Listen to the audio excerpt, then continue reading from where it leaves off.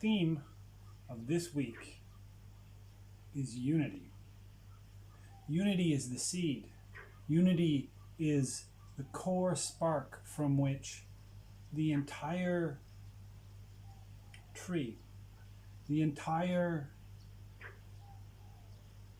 tarot, the entire universe explodes. Welcome to a meditation on unity in the tarot, in the Kabbalistic Tree of Life, and in the Forest of Life Venus calendar. And if you're watching this as part of the course, then today is the first day of the year, the first day of the first week of the Venus year. The Forest of Life calendar is based on the Kabbalistic Tree of Life. There are 32 weeks. This diagram and this quite marvelous book, this diagram shows us a map of how the tarot is married to the Kabbalah, the Hebraic mysticism. Now, this is not the only map.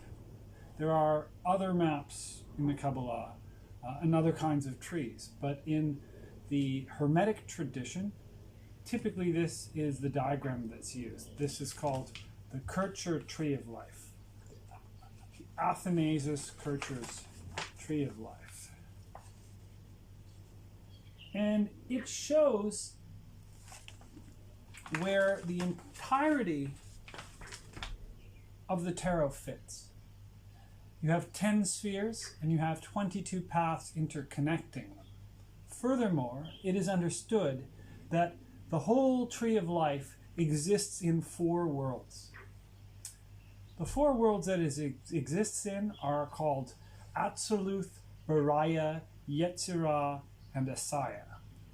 And they are assigned to fire, to water, to air, and to earth, respectively.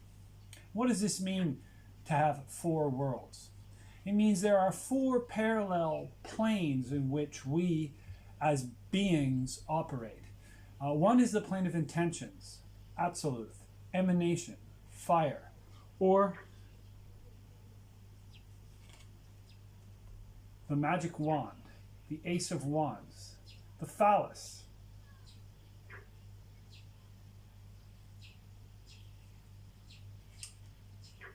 And then there's Bariah, the cup, the yoni, the imagination, the world of creation. And then there's the world of Yetzirah, the sword, the dagger which cuts, divides, the intellect which separates, the world of formation, and finally, Asaya, the world of pentacles, of consolidations, of physicality, of the body. Asaya, the world of action. Wands, cups, swords, and pentacles are the 4 suits in the tarot deck and the 4 worlds of Kabbalah. They are connected as well to the 4 letters of the holy name Yod-He Vav-He, or the Tetragrammaton.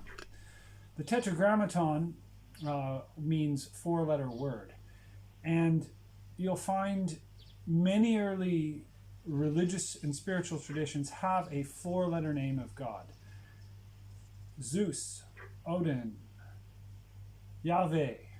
These 4-letter names of God suggest that there is something fourfold in the earliest dawnings of human consciousness. And when you examine the world phenomenologically, you will discover there does seem to be a fourfold nature in what we observe. For instance, if you were to watch the sunrise for a year, you would see it rise at one point in the horizon. Let's say you started on the winter, or like the spring equinox. You'd see it rise at one point on the horizon, and then you'd see it drift south over the course of a quarter of a year, and it would hit an extreme, and then it would move back to that same point where it started, but this time it would go in the other direction, and it would hit an extreme and it would come back. So basically what we see, before we even know there's a year, is an oscillation of the sun on the horizon going south to an extreme, passing a center, going north to the extreme, and coming back to the center.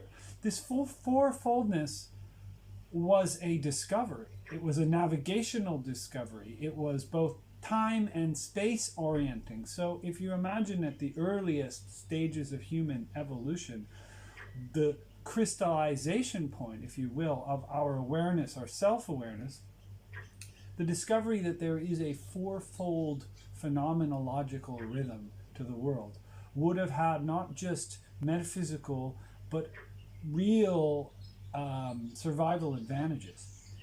And what I want you to take from this is that we have been building on the sacred nature of four since we have become self-aware.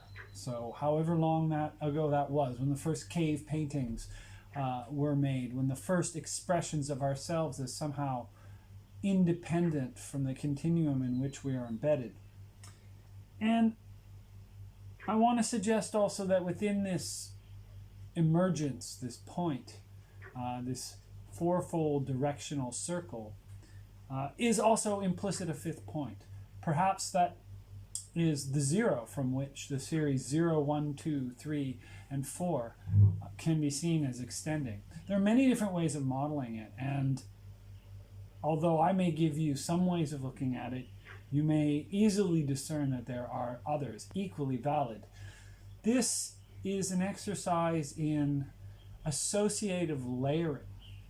Our task in studying these four aces is to find as many associations with which to weight them so that they form a categorical set, a distilled set of faculties within ourselves that we can relate to, that enable us to find ourselves in the unspoken fifth point.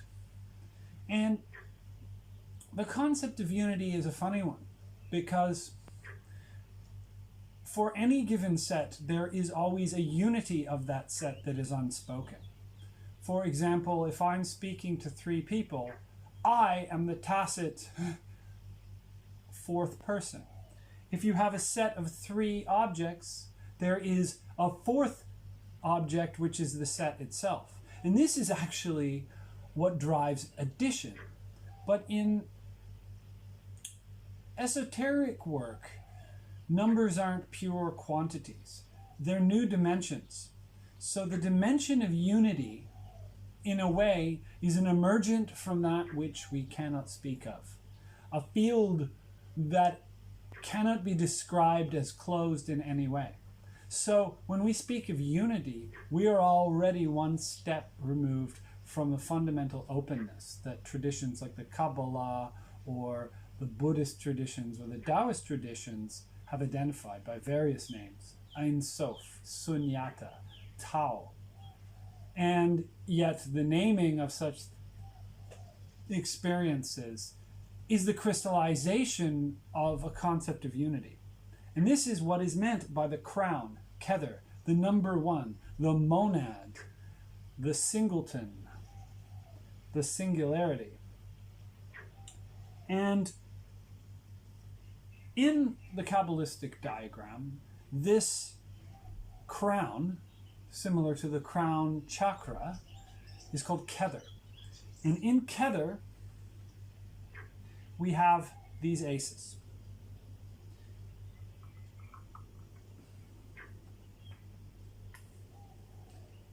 The Ace of Pentacles represents the body. The Ace of Swords, the mind. The Ace of Cups, the emotions. And the Ace of Wands, the creative force. And we might assemble tools. We might make tools. We might find tools. We might even construe ordinary objects, such as pens or books, as magical tools. In fact, On a certain level of analysis, the four worlds can be applied to the deck as a whole, where we see the spirit of the deck, its intention, the vision of the deck, its imagination, the structure of the deck, its intellect, and the physical deck itself, its body. So always remember these four planes as emergence from a fifth, but which we are behooved to treat as separate, independent planes. If the planes collapse, if we begin to see imaginal phantasmagoria as operative on the level of the physical body, without a critical awareness given to us by the sword, we may have confusion and we may have difficulties relating to other people. We may experience inflation, which is a highly serious detrimental effect of an improperly integrated Gnostic experience. By Gnostic, I mean direct knowledge. And the tarot will lead you to a mode of thinking that, while rigorous, can also engage us with direct knowledge. And if you follow this series as we move through the tarot, or if you're in one of my courses, I will teach you my understanding of how to access direct knowledge and what that means. I understand it as a visionary process whereby we communicate with our own unconscious and translate it into messages and wisdom and understanding. So the aces are important because with these cards we use them to draw insight so as to be able to build the tool within ourselves. If there's a physical card, that means there's an intellectual meaning. That means there's an aesthetic emotion, and that means there is a spiritual intention. So moving from the physical cards to the spiritual intention, we restore the rasa, if you will, the flavor or sap or spark that is inherent in this produced work of art. We restore it back to the continuum. I am borrowing a little bit from the rasa theory, as I understand it, which is an Indian aesthetic theory connected to the Advaita of Abhinavagupta, and as taught to me by Dr. Harsha Dehejia, who is a consummate aesthete in the Indian tradition. My understanding, however, is more connected to the, shall we call it, syncretic Western esoteric tradition. Western is perhaps even at this stage of the game a hard word to apply to it. Eastern, Western, Northern, Southern, there is a kind of illusion that's inherently imported in these words, and a homogenization and a polarization that really is not entirely accurate. And yet there are distinguishing features of the voices of different traditions that have evolved in different geographic locations. So I probably won't say Western esotericism all that much, except with my tongue in my cheek. That being said, the tarot has always been a deep and passionate subject for me. So here are some of the aces. This is the Rider-Waite-Smith deck. This is the most well-known deck. It's interesting that this deck is a bit of an outlier. It was when it came out, and even though it is sometimes to some people the vanilla deck, it's really actually quite a break from tradition, quite a original set of images as painted by Pamela Coleman Smith, who was hired by Arthur Edward Waite. Now, to understand the context of this, know that Arthur Edward Waite was a part of the Hermetic Order of the Golden Dawn. And he had been instructed in the tarot by MacGregor Mathers and Wynne Westcott and the others. And he was a contemporary of W.B. Yeats and Hilda Doolittle and what's that guy's name? Oh yeah, Aleister Crowley. if you've heard of him. I'm kidding, of course, because Aleister Crowley is often the first name that is associated with esotericism as come through the Golden Dawn. But the point is that Waite brought a deck into the world in 1909 called the Rider-Waite-Smith deck, and there was an innovation in this deck. This deck made the minor arcana illustrated. Normally, this had not been done before. We won't see so much of that here because these are the aces, but as we go through, we'll see the illustrations. However, there was actually one precedent for a minor arcana, illustrated minor arcana, and that's the Solabusca deck. The Solabusca deck is the first complete tarot deck we have. This is its Ace of Wands. Remember, Wands is will and intent. The Ace of Cups, imagination, the womb, the Holy Grail.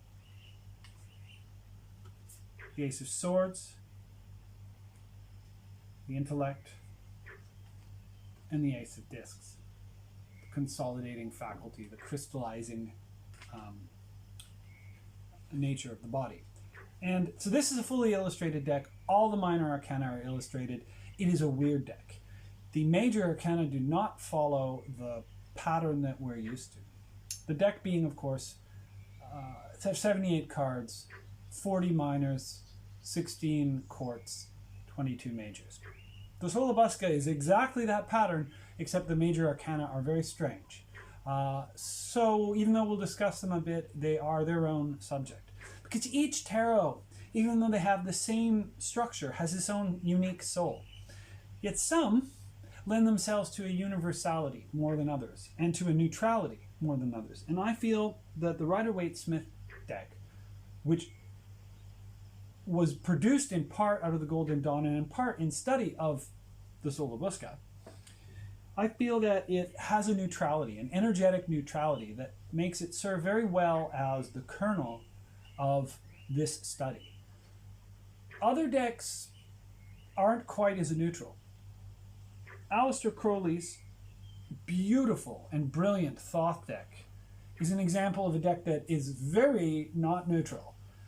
This deck has a power to it that sweeps you up in a narrative which it richly articulates. This is the narrative of the Thelema of Aleister Crowley.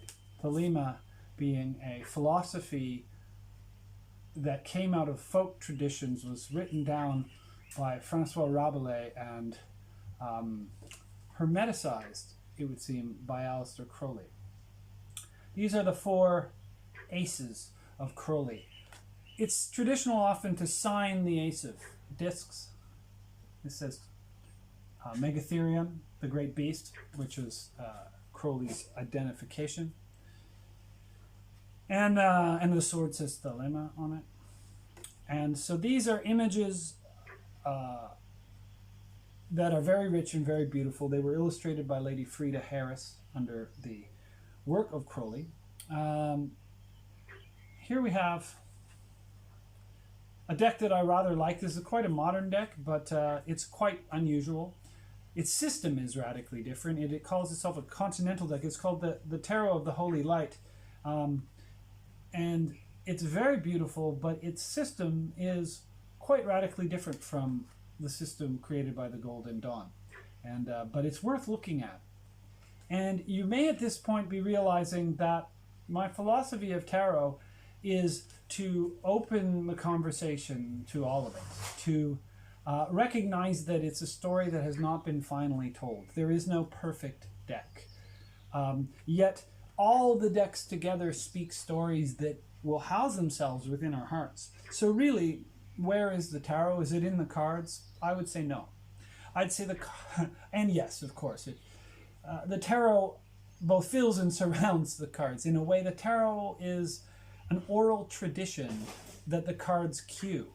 These Marseille cards are from a tradition, a continental tradition that was really the first to number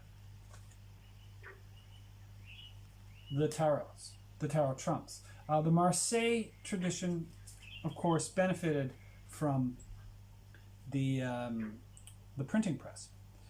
Now, I have 2 or 3 more to show you. I'll save this one. This is a beautiful deck, modern deck. It's a reconciliation in many ways of the